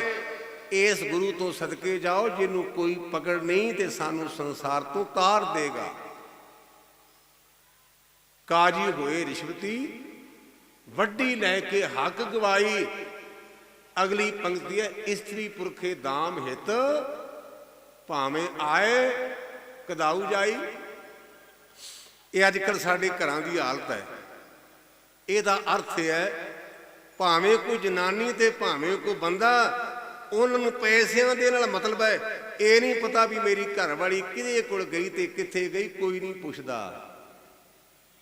ਆਦਮੀ ਕਿੱਥੇ ਗਿਆ ਤੇ ਕਿਹਦੇ ਕੋਲ ਆਇਆ, ਕੋਈ ਨਹੀਂ ਪੁੱਛਦੀ। ਕੇਵਲ ਤੇ ਕੇਵਲ ਪੈਸਿਆਂ ਦੇ ਨਾਲ ਮੋਹ ਹੈ। ਇਸਤਰੀ ਪੁਰਖੇ, ਮੈਂ ਪੰਕਤੀ ਫਿਰ ਰਿਪੀਟ ਕਰਾਂ, ਇਸਤਰੀ ਪੁਰਖੇ ਭਾਵੇਂ ਔਰਤ ਹੈ ਤੇ ਭਾਵੇਂ ਮਰਦ ਹੈ, ਦਾਮ ਹਿੱਤ ਪੈਸਿਆਂ ਨਾਲ ਪ੍ਰੇਮ ਹੈ। ਭਾਵੇਂ ਆਏ ਕਦਾਊ ਜਾਈ, ਜਿੱਥੇ ਮਰਜੀ ਤੁਰੇ ਫਿਰਨ, ਕੋਈ ਪੁੱਛਦਾ ਨਹੀਂ। ਵਰਤਿਆ ਪਾਪ ਸਭ ਜਗ ਮਾਈ। ਇਹ ਸਾਰੀ ਦੁਨੀਆ ਦੇ ਪਾਪ ਫੈਲਣ ਕਰਕੇ ਗੁਰੂ ਨਾਨਕ ਪਾਤਸ਼ਾਹ ਨੂੰ ਆਉਣਾ ਪਿਆ। ਆਪ ਨਰੈਣ ਕਲਾ ਧਾਰ, ਜਗ ਮੈਂ ਪਰਵਰਿਓ। ਮੇਰੇ ਪਾਤਸ਼ਾਹ ਦਾ ਅਵਤਾਰ ਹੋਇਆ। ਸਾਰਿਆਂ ਤੋਂ ਪਹਿਲੀ ਭਾਗਾਂ ਵਾਲੀ ਹੈ ਬੀਬੀ ਦੌਲਤਾਂ ਦਾਈ। ਮੇਰੀਆਂ ਧੀਆਂ ਭੈਣਾਂ, ਮੇਰੀ ਬੇਨਤੀ ਨੂੰ ਧਿਆਨ ਨਾਲ ਸੁਣਨ। ਇਹ ਗੁਰੂ ਨਾਨਕ ਪਾਤਸ਼ਾਹ ਹੈ ਜਿਨ੍ਹਾਂ ਨੇ ਸਭ ਤੋਂ ਵੱਧ ਕਿਰਪਾ ਬੀਬੀਆਂ ਤੇ ਕੀਤੀ। ਕਿਸੇ ਪੈਗੰਬਰ ਨੇ, ਕਿਸੇ ਮਹਾਂਪੁਰਸ਼ ਨੇ ਇੰਨੀ ਕਿਰਪਾ ਨਹੀਂ ਜੇ ਕੀਤੀ ਜਿੰਨੀ ਗੁਰੂ ਨਾਨਕ ਪਾਤਸ਼ਾਹ ਨੇ ਕੀਤੀ ਹੈ। ਉਹਨਾਂ ਤਾਂ ਕਲੀਅਰ ਕੱਟ ਆਖਿਆ, ਸੋ ਕੋ ਮੰਦਾ ਆਖੀਏ ਜਿਤ ਜੰਮੇ ਰੁਝਾਨ। ਕਹਿੰਦੇ ਤੁਸੀਂ ਇਸਤਰੀ ਨੂੰ ਮਾੜੀ ਕਹਿੰਦੇ ਜੀ, ਇਸਤਰੀ ਨਾਮ ਦੀ ਸੰਤ ਕਿੱਥੋਂ ਜੰਮਦਾ, ਭਗਤ ਕਿੱਥੋਂ ਪੈਦਾ ਹੁੰਦੇ, ਦਾਤੇ ਕਿੱਥੋਂ ਆਉਂਦੇ। ਇਸ ਕਰਕੇ ਔਰਤ ਨੂੰ ਮਾੜਾ ਨਾ ਕਹੋ। ਜਦ ਕਿ ਤੁਲਸੀ ਦਾਸ ਨੇ ਰਾਮ ਚਰਿਤ੍ਰ ਮਾਨਸ ਵਿੱਚ ਲਿਖਿਆ, ਉਹ ਕਹਿੰਦਾ ਪਸ਼ੂ ਗਵਾਰ ਸੂਦਰ ਅਰ ਨਾਰੀ, ਚਾਰੋ ਤਾਰਨ ਕੇ ਅਧਿਕਾਰੀ। ਤੁਲਸੀ ਦਾਸ ਨੇ ਔਰਤ ਦੀ ਤੁਲਨਾ ਪਸ਼ੂ ਨਾਲ ਕੀਤੀ। ਜੇ ਪਸ਼ੂ ਨਾਲ, ਇੱਕ ਪਸ਼ੂ ਗਵਾਰ ਬਸਮਝ, ਇੱਕ ਨੀਵੀਂ ਜਾਤੀ ਵਾਲਾ, ਤੇ ਚੌਥਾ ਇਸਤਰੀ ਕਹਿੰਦਾ ਇਹਨਾਂ ਨਾਲ ਪ੍ਰੇਮ ਨਾ ਕਰੋ, ਇਹਨਾਂ ਨੂੰ ਤਾੜ ਕੇ ਰੱਖੋ। ਪਸ਼ੂ ਗਵਾਰ ਸੂਦਰ ਅਰ ਨਾਰੀ, ਚਾਰੂ ਤਾਰਨ ਕੇ ਅਧਿਕਾਰੀ। ਇਹ ਗੁਰੂ ਨਾਨਕ ਹੈ ਜਿਹਨੇ ਸਭ ਤੋਂ ਪਹਿਲਾਂ ਕਿਰਪਾ ਔਰਤ ਜਾਤੀ ਤੇ ਕੀਤੀ। ਮਹਾਰਾਜ ਦਾ ਅਵਤਾਰ ਅੱਧੀ ਰਾਤ ਤੋਂ ਕੁਝ ਸਮਾਂ ਬਾਅਦ ਹੋਇਆ। ਦੌਲਤਾਂ ਦਾਈ ਨੇ ਗੁਰੂ ਕੇ ਦਰਸ਼ਨ ਕੀਤੇ। ਜਿਹੜੀ ਦਾਈ ਸੀ ਨਾ, ਉਹਦਾ ਨਾਂ ਲਿਖਿਆ ਦੌਲਤਾਂ ਦਾਈ। ਉਹ ਜਿਹੜੇ ਆਪਣੇ ਭਾਈ ਰਤਨ ਸਿੰਘ ਭੰਗੂ ਹੋਏ ਨੇ, ਬਾਬੇ ਮਹਿਤਾਬ ਸਿੰਘ ਦੇ ਪੁੱਤਰੇ, ਉਹਨਾਂ ਗ੍ਰੰਥ ਲਿਖਿਆ ਪ੍ਰਾਚੀਨ ਪੰਥ ਪ੍ਰਕਾਸ਼। ਉਸ ਪ੍ਰਾਚੀਨ ਪੰਥ ਪ੍ਰਕਾਸ਼ ਵਿੱਚ ਉਹਨਾਂ ਨੇ ਲਿਖਿਆ ਹੈ ਕਿ ਜਦੋਂ ਉਹ ਬੀਬੀ ਦੌਲਤਾਂ ਔਲ ਦੱਬਣ ਲਈ ਗਈ ਨਾ, ਉਹਨੂੰ ਇੰਨਾ ਕੁਝ ਮਿਲਿਆ ਵੀ ਉਹਨੂੰ ਮੁੜ ਕੇ ਦੁਨੀਆ ਜ਼ਿੰਦਗੀ 'ਚ ਕਿਸੇ ਦੇ ਹੱਥ ਅੱਗੇ ਅੱਡਣ ਦੀ ਲੋੜ ਹੀ ਨਹੀਂ ਰਹੀ। ਵਿਹੜੇ ਦੇ ਵਿੱਚ ਬਾਬਾ ਕਲਿਆਣ ਰਾਏ ਮੰਜੀ ਤੇ ਲੰਮੇ ਪਏ ਇੰਤਜ਼ਾਰ ਕਰਦੇ ਨੇ ਕਿ ਮੈਨੂੰ ਕਮਰੇ 'ਚੋਂ ਅੰਦਰੋਂ ਕੋਈ ਚੰਗੀ ਖਬਰ ਆਵੇ। ਦੌਲਤਾਂ ਆਈ ਤੇ ਉਹਨੇ ਆਖਿਆ ਮਹਿਤਾ ਵਧਾਈ ਹੋਵੇ। ਜਦੋਂ ਆਪਾਂ ਚੰਗੀ ਖਬਰ ਦੀ ਤੇ ਆਪਾਂ ਕਹਿੰਦੇ ਵੀ ਗੁਰਮੁਖਾ ਤੇਰਾ ਮੂੰਹ ਨਾ ਮਿੱਠਾ ਕਰਾਈਏ। ਇਹ ਅੱਜ ਵੀ ਆਪਣੇ ਚੱਲਦਾ, ਚੰਗੀ ਗੱਲ ਆਪਾਂ ਨੂੰ ਕਵੇ ਤੇ ਕਹਿੰਦੇ ਆ ਗੁਰਮੁਖਾ ਤੇਰਾ ਮੂੰਹ ਮਿੱਠਾ ਕਰਾਈਏ। ਜਦੋਂ ਦੌਲਤਾਂ ਨੇ ਆਖਿਆ ਨਾ ਮਹਿਤਾ ਵਧਾਈ ਹੋਵੇ, ਵਧਾਈ ਹੋਵੇ, ਤੇ ਬਾਬੇ ਕਲਿਆਣ ਰਾਏ ਨੇ ਜੇਬ ਵਿੱਚ ਹੱਥ ਪਾਇਆ ਤੇ ਕਹਿਣ ਲੱਗੇ ਬੀਬੀ ਦੌਲਤਾਂ ਲਾਗੇ ਹੋ, ਮੈਂ ਤੈਨੂੰ ਕੁਝ ਨਾ ਕੁਝ ਦਿਆਂ, ਤੂੰ ਚੰਗੀ ਖਬਰ ਦਿੱਤੀ ਹੈ। ਤੇ ਦੌਲਤਾਂ ਕਹਿਣ ਲੱਗੇ ਮਹਿਤਾ ਮੈਂ ਤੈਨੂੰ ਕੀ ਦੱਸਾਂ, ਮੇਰੇ ਹੱਥਾਂ 'ਚ ਸੈਂਕੜੇ ਬੱਚੇ ਆਏ ਪਰ ਰੋਂਦੇ ਆਏ। ਜਿਹੜਾ ਤੇਰੇ ਘਰ ਅੱਜ ਪੁੱਤ ਆਇਆ ਨਾ, ਇਹ ਮੈਨੂੰ ਹੱਸ ਕੇ ਮਿਲਿਆ ਤੇ ਸੱਚ ਜਾਣੀ ਮੈਨੂੰ ਕੋਈ ਦੁੱਖ ਰਿਹਾ ਹੀ ਕੋਈ ਨਹੀਂ। ਇਹਨੇ ਤਾਂ ਮੈਨੂੰ ਇਹਦੇ ਵੇਖਣ ਦੇ ਨਾਲ ਮੇਰੇ ਦੁੱਖ ਚੱਕੇ ਗਏ ਨੇ। ਦੌਲਤਾਂ ਦਾਈ ਕਹਿੰਦੀ ਹੈ ਮਹਿਤਾ ਮੇਰੇ ਹੱਥਾਂ 'ਚ ਪਤਾ ਨਹੀਂ ਕਿੰਨੇ ਬੱਚਿਆਂ ਦਾ ਜਨਮ ਹੋਇਆ, ਰੋਂਦੇ ਆਏ ਨੇ, ਇੱਕ ਤੇਰਾ ਬੇਟਾ ਹੱਸ ਕੇ ਮਿਲਿਆ ਤੇ ਮੈਨੂੰ ਇਹਨਾਂ ਕੋਈ ਦਿੱਤਾ ਵੀ ਮੈਨੂੰ ਹੁਣ ਮੰਗਣ ਦੀ ਲੋੜ ਨਹੀਂ, ਇਸ ਕਰਕੇ ਰਹਿਣ ਦੇ। ਇਹ ਤਾਂ ਗਿਆਨੀ ਜਨ ਜਿਹੜੇ ਵਿਦਵਾਨ ਵੀਰ ਨੇ ਉਹਦਾ ਅੰਤਰੀ ਵਰਤੇ ਕਰਦੇ ਨੇ। ਗੁਰੂ ਕੇ ਦਰਸ਼ਨ ਦੀ ਪਹਿਲੀ ਕਰਾਮਾਤ ਹੈ, ਜਿਹੜਾ ਗੁਰੂ ਨਾਲ ਅੰਦਰੋਂ ਜੁੜ ਜੇ ਗੁਰਮੁਖੋ, ਉਹ ਲਾਲਚੀ ਨਹੀਂ ਦਾ, ਉਹਨੂੰ ਸੰਤੋਖ ਆ ਜਾਂਦਾ ਜੇ। ਧਰਮੀ ਬੰਦੇ ਦੀ ਪਛਾਣ ਜਿਹੜੀ ਹੈ ਨਾ, ਜੋ ਬਾਣੀ ਵਿੱਚ ਮੈਂ ਹੁਣ ਤੱਕ ਸਮਝੀ ਹੈ, ਹੋ ਸਕਦਾ ਮੇਰੀ ਸਮਝ ਵੀ ਘੱਟ ਹੋਵੇ, ਸਤ ਸੰਤੋਖ ਹੋਵੇ ਅਰਦਾਸ ਤਾਂ ਸੁਣ ਸਦ ਭਾਲੇ ਪਾਸ, ਜਿਹਦੇ ਪੱਲੇ ਦੋ ਗੁਣ ਹੋਣ, ਭਾਵੇਂ ਉਹ ਬੀਬੀ ਹੈ, ਭਾਵੇਂ ਉਹ ਵੀਰ ਹੈ, ਭਾਵੇਂ ਹਿੰਦੂ ਹੈ, ਭਾਵੇਂ ਮੁਸਲਮਾਨ, ਭਾਵੇਂ ਈਸਾਈ ਹੈ, ਉਹ ਸੰਤ ਜੇ। ਕੌਣ? ਇੱਕ ਸੱਤ ਹੋਵੇ, ਦੂਜਾ ਸੰਤੋਖ ਹੋਵੇ। ਸੱਤ ਦੀ ਵਿਆਖਿਆ ਜਿਹੜੇ ਸਾਡੇ ਕਵੀਸ਼ਰ ਭਰਾ ਢਾਡੀ ਵੀਰ ਇੱਕ ਛੰਦ ਬੋਲਦੇ, ਇੱਕ ਬੋਲਦੇ ਹੁੰਦੇ ਨੇ ਖਾਨ, एक वो हैं जो बदलते हैं जमाने के साथ साथ, एक वो मर्द हैं जो जमाने को बदल देते हैं। ਜਿਹੜੇ जमाने नाल बदल जाण ਉਹਨਾਂ ਨੂੰ ਸੰਤ ਕੋਈ ਨਹੀਂ ਕਹਿੰਦਾ। ਜਿਨ੍ਹਾਂ ਨੇ ਜਮਾਨਾ ਬਦਲਿਆ ਸੰਤ ਮੁੱਕਦੇ ਨਹੀਂ ਜੇ ਗਿਣਤੀ ਕਰੀਏ। ਇੱਕ ਸੰਤ ਹੈ ਜਿਹੜਾ ਤੋਪਾਂ ਦੇ ਟੈਂਕਾਂ ਅੱਗੇ ਖਲੋ ਕੇ ਵੀ ਨਹੀਂ ਡਰਿਆ, ਉਹਨੂੰ ਅੱਜ ਚੇਤੇ ਕਰਦੇ ਅਸੀਂ ਸੰਤ ਜਰਨੈਲ ਸਿੰਘ। ਹੈ ਤਾਂ ਸਾਡੇ ਵਰਗਾ ਸੀ ਨਾ, ਪੰਜ ਤੱਤਾਂ ਦਾ ਬਣਿਆ, ਪਰ ਜਿਹੜੇ ਉਹਦਾ ਕਰੰਟ ਸੀ ਨਾ ਸੱਤ ਦਾ, ਵੀ ਦੁਨੀਆ ਭਾਵੇਂ ਬਦਲ ਜੇ ਮੈਂ ਨਹੀਂ ਬਦਲਣਾ, ਉਹਨੂੰ ਸੰਤ ਕਹਿੰਦੇ ਤੇ ਅਸੀਂ ਉਹਦੇ ਕੀ ਝੁਕਦੇ ਹਾਂ।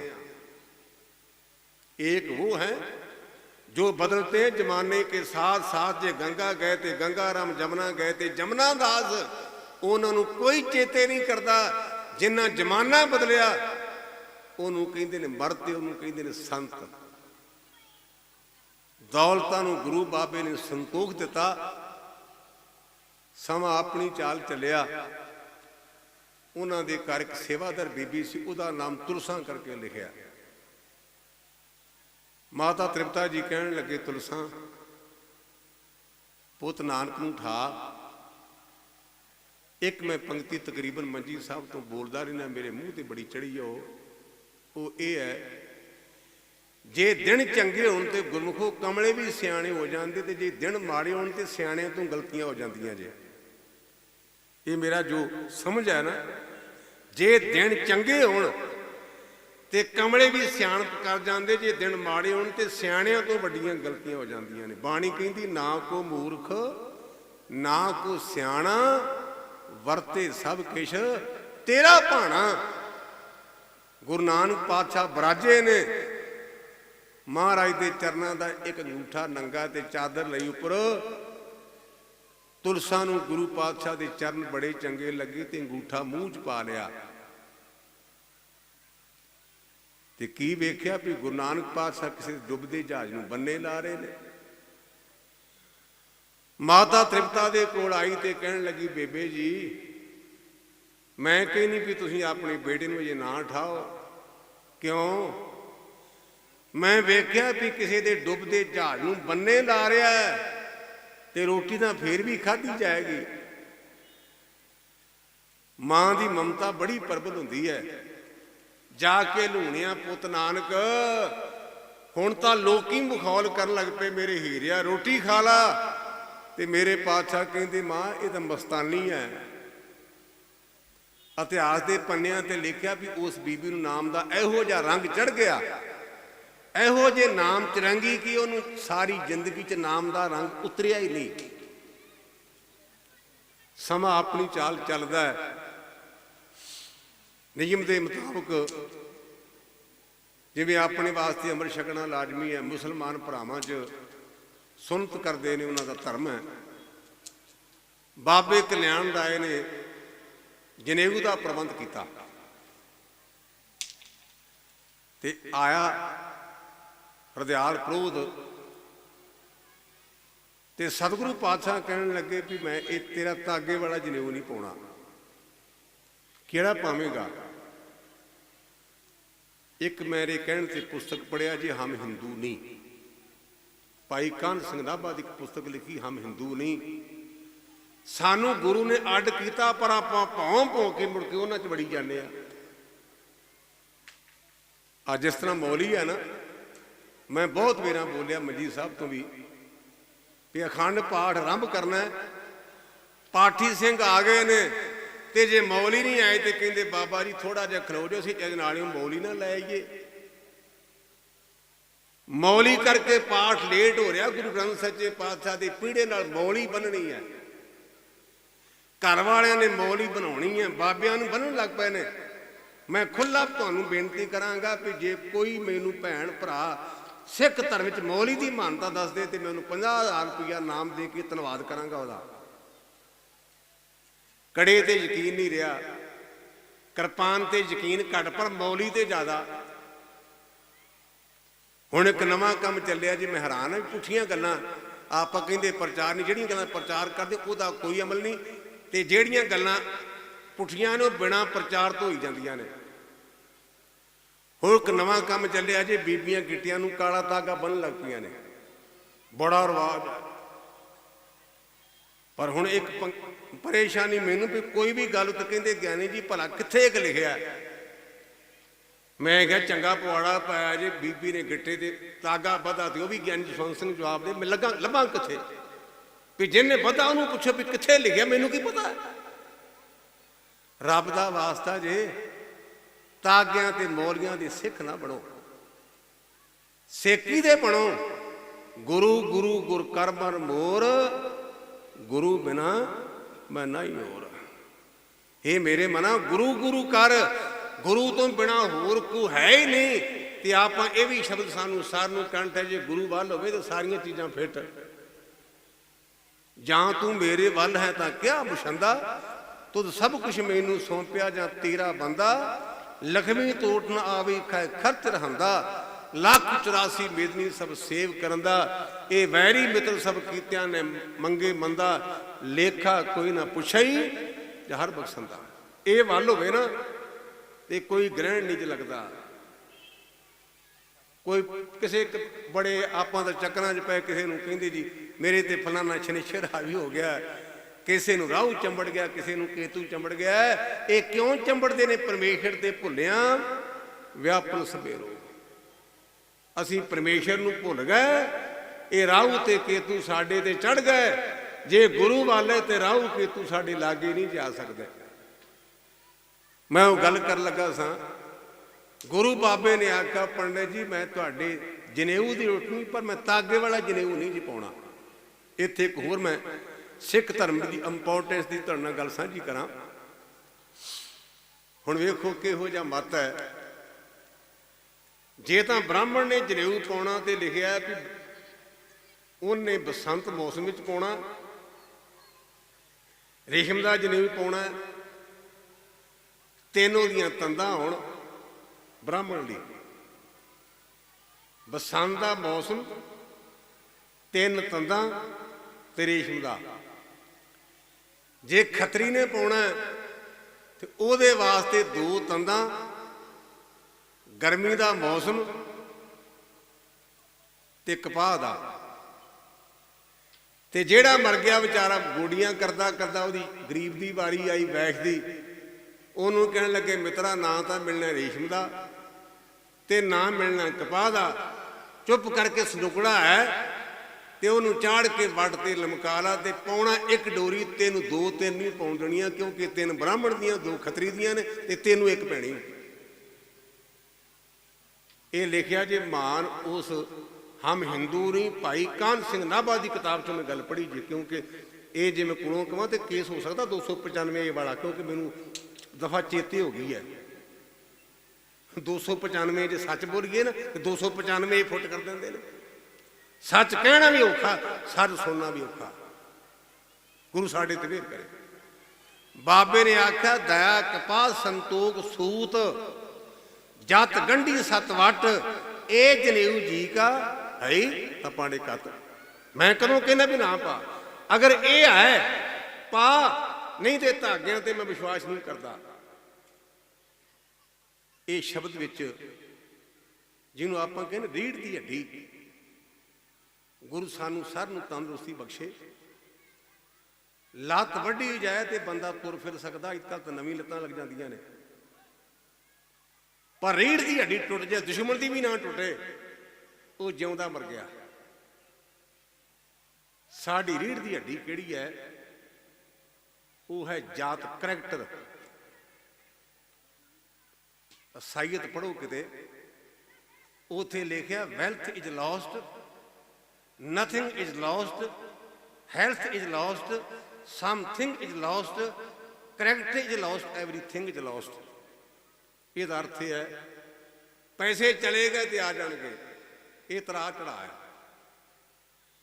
ਸਿਹਤ ਵਿੱਚ ਫਰਕ ਪਿਆ ਤੇ ਕੁਝ ਨੁਕਸਾਨ ਹੈ, ਕਿਉਂਕਿ ਜਿਹੜਾ ਬੰਦਾ ਬਿਮਾਰ ਹੈ ਉਹਨੇ ਪਿੰਡੇ ਤੇ ਪਾਣੀ ਪਾਉਣ ਲੱਗਿਆ ਡਰਨਾ।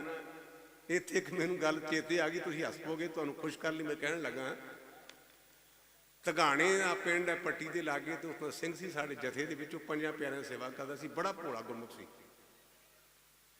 ਤੇ ਸੰਤ ਬਾਬਾ ਜਨ ਕਰਤਾਰ ਸਿੰਘ ਹੋਰਾਂ ਨੇ ਨਾਵੇਂ ਪਾਤਸ਼ਾਹ ਦੀ ਸ਼ਹੀਦੀ ਦੀ ਕਥਾ ਥਾਂ ਥਾਂ ਤੇ ਕਰਨੀ, ਤੇ ਮੈਨੂੰ ਕਹਿੰਦਾ, ਮੇਰਾ ਮਿੱਤਰ ਸੀ, ਮੈਨੂੰ ਕਹਿੰਦਾ ਜਸਵੰਤ ਸਿਆਂ, ਇਹ ਸੰਤ ਸ਼ਹੀਦਾਂ ਦੀਆਂ ਗੱਲਾਂ ਕਰਦੇ ਨੇ, ਆਪਾਂ ਤਾਂ ਰੋਜ਼ ਸ਼ਹੀਦ ਹੁੰਦੇ ਆ। ਮੈਂ ਕੰਨ ਚੁੱਕ ਲਏ ਵੀ ਨਵੀਂ ਗੱਲ ਕਿੱਥੋਂ ਇਹਨੇ ਕੱਢ ਮਾਰੀ ਵੀ ਆਪਾਂ ਤਾਂ। ਮੈਂ ਕਿਹਾ ਮੈਂ ਤੇਰੀ ਗੱਲ ਸਮਝਿਆ ਨਹੀਂ। ਕਹਿਣ ਲੱਗਾ ਪੋਹ ਦਾ ਮਹੀਨਾ ਹੈ, ਸਾਹ ਜਾਣੀ, ਜਦੋਂ ਠੰਡਾ ਪਾਣੀ ਪਿੰਡੇ ਤੇ ਪੈਂਦਾ ਤੇ ਮਰ ਜਾਈਦਾ ਹੀ।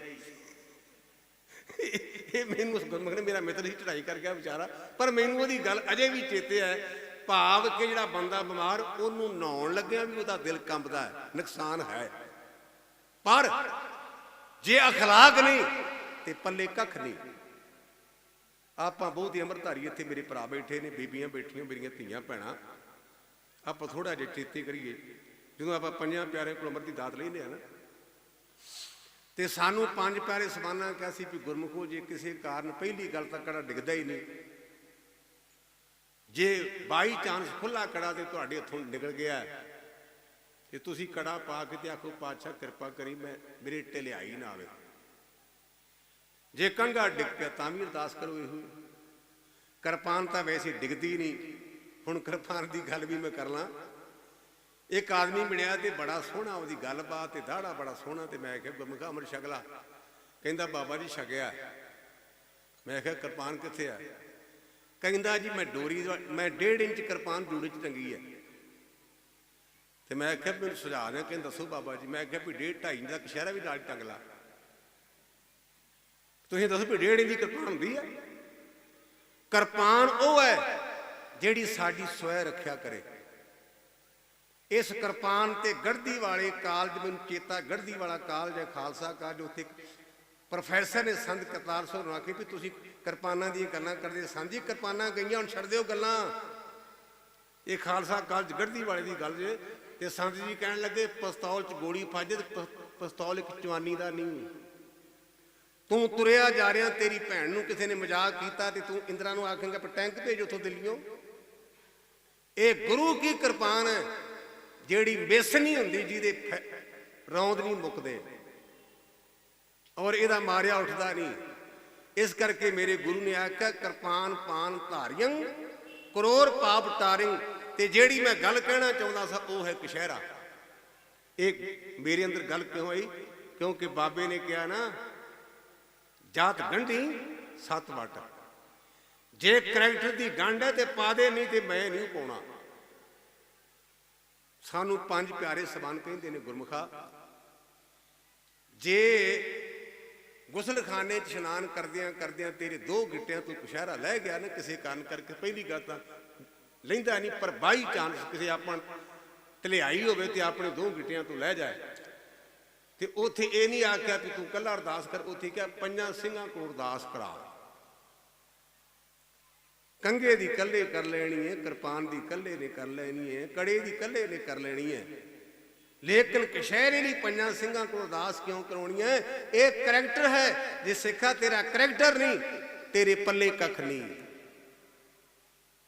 ਇਸ ਕਰਕੇ ਬਾਬੇ ਨੇ ਆਖਿਆ ਜਤ ਭਾਰਾ ਧੀਰਜ ਸੁਨਿਆਰ, ਐਰਨ ਮਤ ਵੇਦ ਹਥਿਆਰ, ਭਾਉ ਖੱਲਾ ਅਗਨ ਤਪਤਾਓ, ਭਾਂਡਾ ਭਾਓ ਅੰਮ੍ਰਿਤ ਢਾਲ, ਘੜੀਏ ਸ਼ਬਦ ਸੱਚੀ ਟਕਸਾਲ। ਪਰ ਕੌਣ ਘੜਿਆ ਜਾਵੇਗਾ? ਜਿਨ ਕੋ ਨਦਰ ਕਰਮ ਤਨਕਾਰ। ਜਿਨ੍ਹਾਂ ਦੀ ਉਹਦੀ ਨਿਗਾਹ ਨਾ, ਉਹਨਾਂ ਤੇ ਕਰਮ ਹੋਵੇਗਾ। ਗੁਰੂ ਬਾਬੇ ਨੇ ਪ੍ਰਚਾਰ ਆਰੰਭ ਕੀਤਾ। ਇਹ ਕਿਰਤੀ ਗੁਰਸਿੱਖ ਦੇ ਘਰ ਤੋਂ ਕੁੰਡਾ ਖੜਕਾਇਆ। ਉਹਨੇ ਕੁੰਡਾ ਖੋਲਿਆ ਤੇ ਬੜੇ ਪਿਆਰੇ ਬਚਨ ਨੇ ਪੁਰਾਤਨ ਜਨਮ ਸਾਖੀ ਦੇ। ਕਹਿੰਦੇ ਭਾਈ ਲਾਲੂ ਕੀ ਪਿਆ ਕਰਨਾ ਹੈ?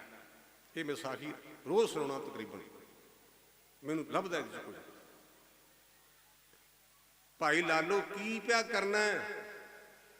ਕਹਿੰਦਾ ਜੀ ਕਿੱਲੇ ਪਿਆ ਕਰਨਾ ਹੈ। ਤੇ ਗੁਰੂ ਬਾਬੇ ਨੇ ਆਖਿਆ ਜ਼ਿੰਦਗੀ ਪਰਜੰਤ ਕਿੱਲੇ ਘੜੇਗਾ, ਕਿਤੇ ਮਨ ਵੀ ਘੜ ਲਿਆ ਕਰ। ਇਹ ਸਾਡੀ ਸਾਰਿਆਂ ਦੀ ਗੱਲ ਹੈ। ਆਪਾਂ ਆਪਣੇ ਧੰਦਿਆਂ ਦੇ ਕਿੱਲੇ ਘੜੀ ਜਾਂਦੇ ਆ, ਕਦੇ ਮਨ ਨੂੰ ਘੜਨ ਦਾ ਯਤਨ ਨਹੀਂ ਜੇ ਕੀਤਾ। ਮਨ ਕਿਵੇਂ ਘੜਿਆ ਜਾਏਗਾ, ਆਪਾਂ ਮੱਥਾ ਟੇਕਦੇ ਆ ਨਾ, ਤੇ ਸਾਨੂੰ ਮਹਾਂਪੁਰਸ਼ਾਂ ਨੇ ਦੀ ਮੱਥੇ ਦੇ ਬਾਰੇ ਵੀ ਸੰਥਿਆ ਕਰਾਈ ਸੀ, ਪੜ੍ਹਾਇਆ ਸੀ। ਕਹਿਣ ਲੱਗੇ, ਪੁੱਤਰ ਗੁਰੂ ਸਾਡੇ ਪੈਸਿਆਂ ਦਾ ਭੁੱਖਾ ਨਹੀਂ। ਗੁਰੂ ਨੂੰ ਰੁਮਾਲਾ ਦੇ ਕੇ ਇਮਾਨ ਕਰੇ ਵੀ ਮੈਂ ਅੱਜ ਗੁਰੂ ਨੂੰ ਰੁਮਾਲਾ ਚਾੜਿਆ। ਜਿੱਦਣ ਤੂੰ ਜੰਮਿਆ ਸੀ ਤੇਰੇ ਘਰ 4 ਗਿਰਾਂ ਕੱਪੜਾ ਨਹੀਂ ਸੀ, 4 ਗਿਰਾਂ ਨੰਗਾ ਸੀ। ਤੂੰ ਗੁਰੂ ਨੂੰ ਕੀ ਦੇ ਸਕਦਾ?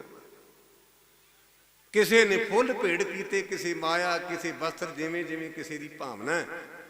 ਪਰ ਗੁਰੂ ਨੂੰ ਲੋੜ ਹੈ ਸਾਡੇ ਮਨ ਦੀ। ਤੇ ਜੇ ਗੁਰੂ ਨੇ ਮਨ ਫੜ ਲਿਆ ਤੇ ਗੱਲ ਬਣ ਜੇਗੀ। ਆਪਾਂ ਕਹਿੰਦੇ ਜੀ ਬਾਕੀ ਭਾਵੇਂ ਪੈਸੇ ਵੀ ਸਾਂਭ ਲਾ, ਰੁਮਾਲਾ ਵੀ ਚੁੱਕ ਲਾ, ਪਰ ਮੈਨੂੰ ਦੇ ਦੇ, ਕਿਉਂਕਿ ਸਾਰੇ ਪੁਆੜਿਆਂ ਦੀ ਜੜ ਮਨ ਹੈ। ਤੇ ਮਨ ਤਾਂ ਆਪਾਂ ਫਿਰ ਆਪਣੇ ਕੋਲ ਰੱਖ ਲੈ। ਜਿੰਨਾ ਚਿਰ ਗੁਰੂ ਨੂੰ ਮਨ ਨਾ ਦਿੱਤਾ ਬਾਤ ਨਹੀਂ ਜੇ ਬਣਨੀ। ਮਨ ਵੇਚੇ ਸਤਿਗੁਰ ਕੇ ਪਾਸ ਤੇ ਸੇਵਕ ਕੇ ਕਾਜ ਰਾਸ। ਸਾਰੀ ਜ਼ਿੰਦਗੀ ਕਿੱਲੇ ਘੜੀ ਜਾਏਗਾ, ਕਿਤੇ ਮਨ ਵੀ ਘੜ ਲਿਆ ਕਰ।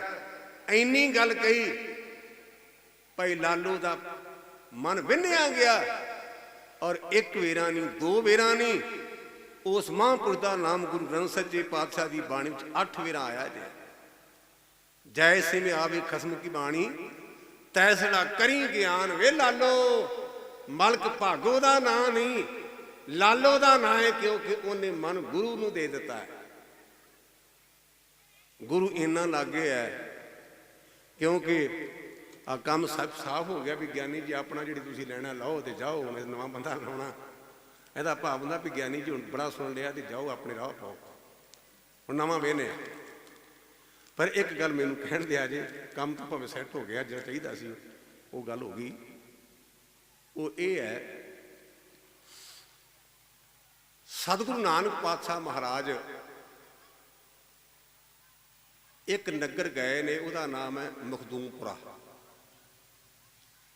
ਤਲੰਬਾ ਸ਼ਹਿਰ ਹੈ, ਤੇ ਜਿਵੇਂ ਅੰਮ੍ਰਿਤਸਰ ਆਪਾਂ ਵੇਹਨੇ ਲਾਗੇ ਲਾਗੇ ਕਈ ਪਿੰਡ ਸ਼ਹਿਰ 'ਚ ਰਲ ਗਏ ਨੇ ਨਾ, ਸੁਲਤਾਨ ਪਿੰਡ ਵਗੈਰਾ ਜਾਂ ਹੋਰ ਫਤਿਆਬਾਦ, ਫਤਾਹਪੁਰ। ਉਹ ਮਖਦੂਮਪੁਰ ਪਿੰਡ ਹੈ ਤੇ ਤਲੰਬੇ ਸ਼ਹਿਰ 'ਚ ਰਲ ਗਿਆ। ਤੇ ਉੱਥੇ ਚਾਚੇ ਤੇ ਭਤੀਏ ਨੇ ਇੱਕ ਕੰਪਨੀ ਬਣਾਈ ਹੈ। ਭਤੀਆ ਲੋਕਾਂ ਨੂੰ ਪ੍ਰੇਰ ਕੇ ਲਿਆਉਂਦਾ ਤੇ ਚਾਚਾ ਮਾਰੀ ਜਾਂਦਾ ਤੇ ਲੁੱਟੀ ਜਾਂਦੇ ਨੇ। ਭਤੀਜੇ ਦਾ ਨਾਮ ਹੈ ਕੱਜਣ ਤੇ ਚਾਚੇ ਦਾ ਨਾਮ ਹੈ ਸੱਜਣ। ਭਾਈ ਮਰਦਾਨੇ ਤੇ ਬਾਬੇ ਨੂੰ ਲੈ ਗਿਆ। ਰਾਤ ਪਈ ਤੇ ਬੜਾ ਕਾਹਲਾ, ਕਹਿੰਦਾ ਬਾਬਾ ਜੀ ਸੌਣਾ ਨਹੀਂ। ਮਰਦਾਨੇ ਨੇ ਵੇਖਿਆ ਵੀ ਲੋਹਾ ਗਰਮ ਹੋਇਆ ਤੇ ਕਹਿੰਦਾ ਤੇਰਾ ਕਿਹਨੂੰ ਸੌਣ ਦੀ ਗੱਲ ਕਹਿਣਾ? ਇਹ ਸੌਣ ਵਾਲਾ ਬਾਬਾ ਨਹੀਂ, ਇਹ ਤਾਂ ਸੁੱਤਿਆਂ ਨੂੰ ਜਗਾਉਣ ਲਈ ਆਉਂਦਾ ਈ। ਜਦੋਂ ਇਹ ਗੱਲ ਕਹੀ ਤੇ ਸਤਿਗੁਰੂ ਪਾਤਸ਼ਾਹ ਕਹਿੰਦੇ ਮਰਦਾਨਿਆਂ ਮਸਲਾ ਹੱਲ ਕਰ ਦਿੱਤਾ ਈ। ਰਵਾਬ ਸੁਰ ਕਰ ਕਾਈ ਸਿਫਤ ਖੁਦਾਏ ਦੀ ਕਰੀਏ। ਉੱਥੇ ਲਿਖਿਆ ਕਿ ਭਾਈ ਮਰਦਾਨੇ ਨੇ ਰਵਾਬ ਵਜਾਇਆ, ਬਾਬੇ ਨੇ ਕੀਰਤਨ ਕੀਤਾ। ਉਜਲ ਕਹਿਹਾਂ ਤਿਲਕਣਾ ਘੋਟਮ ਕਾਲੜੀ ਮਸ, ਧੋਤਿਆਂ ਝੂਠ ਨਾ ਉਤਰੇ ਜੇ ਸੋ ਧੋਵਾਂ ਤਿਸ। ਸੱਜਣ ਸਹੀ ਨਾਲ ਮੈਂ ਚੱਲਦਿਆਂ ਨਾਲ ਚਲਨ, ਜਿੱਥੇ ਲੇਖਾ ਮੰਗੀਏ ਤਿੱਥੇ ਖੜੇ ਦਸਨ। ਇਹ ਸਾਖੀ 'ਚ ਮੈਨੂੰ ਇਹ ਲੱਭਾ ਹੈ। ਉਹਨੇ ਇੱਕ ਸ਼ਬਦ ਸੁਣਿਆ ਤੇ ਗੁਰੂ ਦੇ ਚਰਨਾਂ ਦੇ ਸਿਰ ਆ ਕੇ ਆਖਿਆ ਜੀ ਮੈਂ ਭੁੱਲਾ। ਉਹਦਾ ਜੀਵਨ ਬਦਲ ਗਿਆ। ਆਪਾਂ ਕਿੰਨੀ ਵੇਰਾਂ ਬਾਣੀ ਪੜ੍ਹੀ ਤੇ ਕਿੰਨੀ ਵੇਰਾਂ ਸੁਣੀ, ਪਰ ਦਾਲ ਲਾਉਣ ਤੋਂ ਅਜੇ ਵੀ ਨਹੀਂ ਹਟੇ। ਸਾਡੇ ਨਾਲੋਂ ਚੰਗਾ ਯਾਰ, ਉਹਨੇ ਇੱਕ ਸ਼ਬਦ ਸੁਣਿਆ, ਉਹਨੇ ਗੁਨਾਹ ਨੂੰ ਤਿਆਗ ਦਿੱਤਾ। ਜੇ ਆਪਾਂ ਗੁਰਮੁਖੋ ਗੁਰੂ ਨਾਨਕ ਦਾ ਗੁਰਪੁਰਬ ਮਨਾ ਰਹੇ ਹਾਂ ਨਾ, ਜੋ ਹੋ ਗਿਆ ਸੋ ਵਾਹਵਾ ਹੋ ਗਿਆ। ਪਰ ਅੱਜ ਤੋਂ ਆਖੀਏ ਬਾਬਾ ਜਿਵੇਂ ਸੱਜਣ ਤੇ ਕਿਰਪਾ ਕੀਤੀ, ਕਿਤੇ ਮੇਰੇ ਤੇ ਵੀ ਕਿਰਪਾ ਕਰ।